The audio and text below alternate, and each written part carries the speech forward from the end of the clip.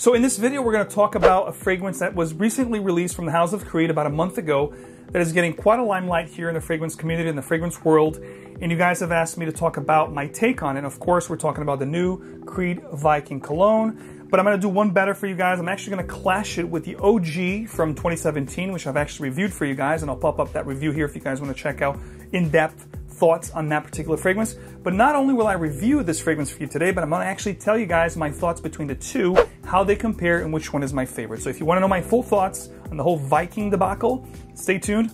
It's up next. Welcome back to another video. Max Forti here. If you guys love to smell great, you love to make a great first impression, this is a good place to be. And today we're talking about Creed Viking Cologne 2021 release versus the original, the OG Creed Viking 2017. Now, not sure if you're familiar with the Creed Viking from 2017, but that particular fragrance was a little bit of a flop, if you will. You talk about Creed, you think about Creed Aventus, you think about GIT, Green Irish Tweed. A lot of people talk about Silver Mountain Water.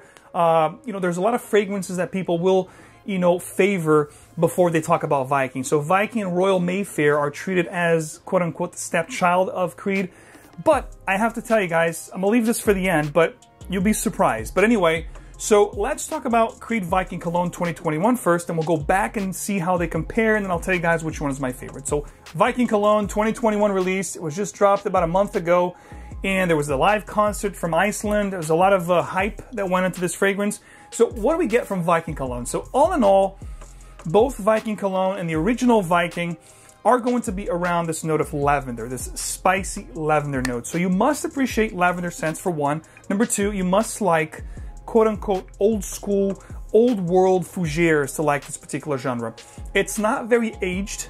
They're not going to smell like your grandpa or maybe your father. They're going to have some modern components, but all in all, it's going to have more of a, mature profile, mature aroma, if you will. So you must like lavender and you must enjoy spicy lavender, almost fougere. These are fougere. These are neo-fougères. It's like a new style of fougères, but they're definitely fougere. They're definitely going to have the old world, more masculine, more rugged and mature vibe to them. So going back to Viking Cologne, the main difference here that I felt right from the get-go is it's going to have more a citrus vibe up front. You're going to have Mandarin orange, bergamots, limes, lemons. So on top of those initial citruses that the original had, the bergamots, the lemons, the limes, they added this beautiful Mandarin orange. So the orange here is going to be very upfront and center. And if you look at the bottle here and you compare them side by side, I don't have an actual bottle of the OG Viking because, believe it or not, I went through that bottle.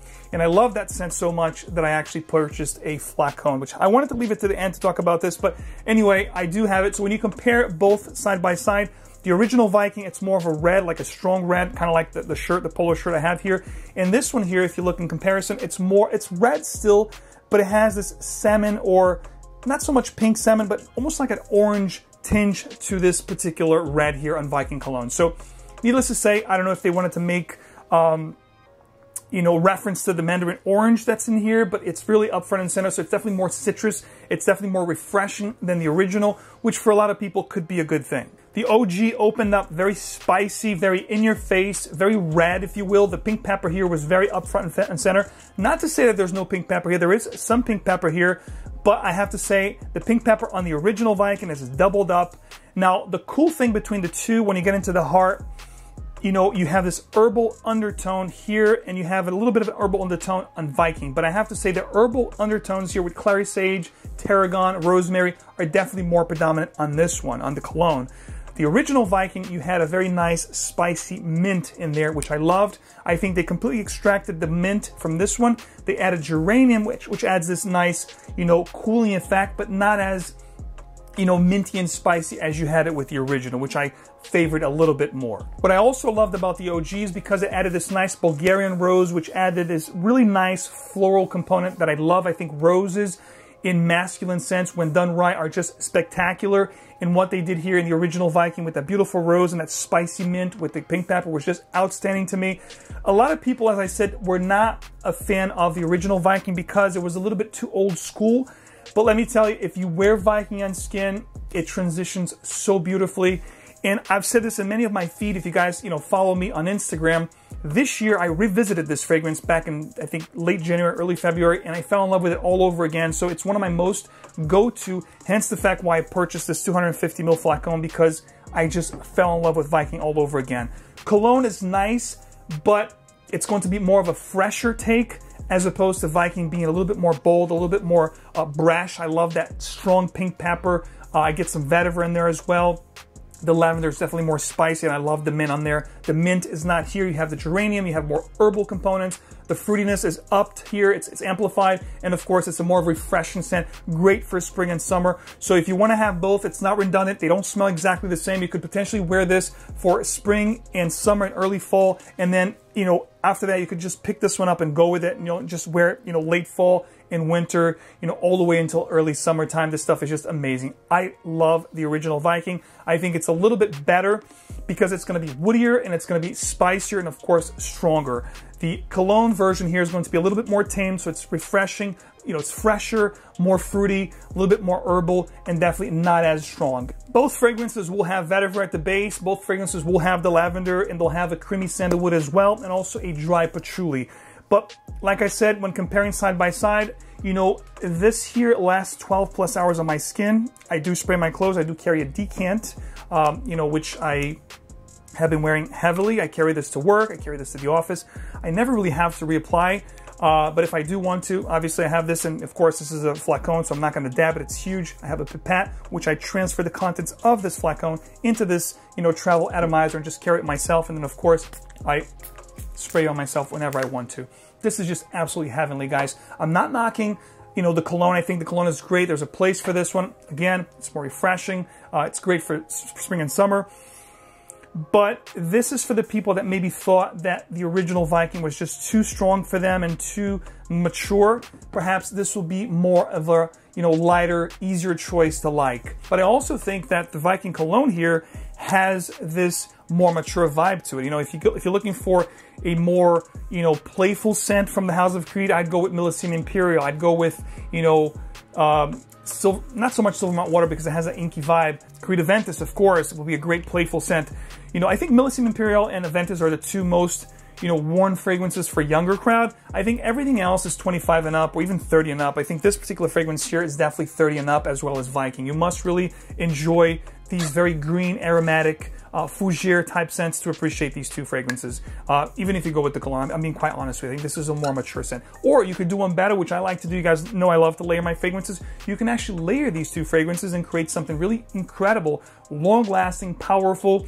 You could do 2 and 2, you know, 50-50. I've done it before, and I'm telling you right now, Creed, I hope you're listening, and I like to call this, I baptize this as Creed's Viking Eau Intense. So, you know, you could do that as well. And these two complement each other very well because you get the beautiful fruits here along with that mandarin. The pink peppers get really amplified when you layer them. And of course, the vetiver, the patchouli, the sandalwood all gets, you know, kicked up a couple notches, and it lasts 10 plus hours on skin, 12 plus on clothing. You're going to smell amazing. There's no questions about that, providing you do enjoy a more mature, you know, fragrance. If you like fougères, if you like green, aromatic lavender scents, you will love either one of these two fragrances. Projection, you know, I talked about longevity, so let's talk about projection. Very strong on both fragrances. With the Cologne, I got about 2 to 3 hours. With the Viking, I get 3 plus. Longevity, I talked about 10 for Viking and about 6 to 7 for the Cologne. And sillage, they both give you a great scent bubble, a great scent sillage. You know, it's going to really carry this trail, you know, for you whenever you walk, especially if you like to spray, you know, the back of your hands or your pulse. When you move about, when you talk with your hands like myself, people are going to get whiffs. I always like to spray the back of my hands, my pulse, and of course this area here. So whenever I go, people can get whiffs of what I'm wearing that day. So Viking, very good. Cologne, I will give a 7.5 out of 10. It's very good. But I tell you, this one here, the original Viking, to me, it's 8.5 out of 10. I love this stuff. Sits on my favorite 5 creeds right now of all time. And it's one that I'm glad to revisit because I really appreciate this fragrance now. It has the components that I love. It's got the spiciness from the pink pepper, the spice mint, of course, the vetiver base with the sandalwood and the patchouli. This fragrance has a lot of notes that I gravitate towards, and it is done very, very well. So let me know your thoughts below. Have you gotten your noses on Creed Viking Cologne? What are your favorite creeds of all time? Let me know your top 3 or top 5. Of course, you can try any of these fragrances at Perfume.com, not only creeds, but anything under the sun, designer, indie, or high-end niche, you could try Perfume.com for a great price. You can live with the scent. Make sure you love it before committing to a full bottle of anything of your choice, guys. Check it out. There's a code right now, MAX10, which will grant you guys 10% off at checkout site-wide. As always, thanks so much for your support. If you guys appreciate what I do here, leave me a like, subscribe for more, and touch the little bell icon so you guys get these videos straight into your feed. As always, remember, guys, fragrance is emotion in motion. Pick something you truly enjoy, and of course, wear it well. I'll see you guys right back here very soon. Take care.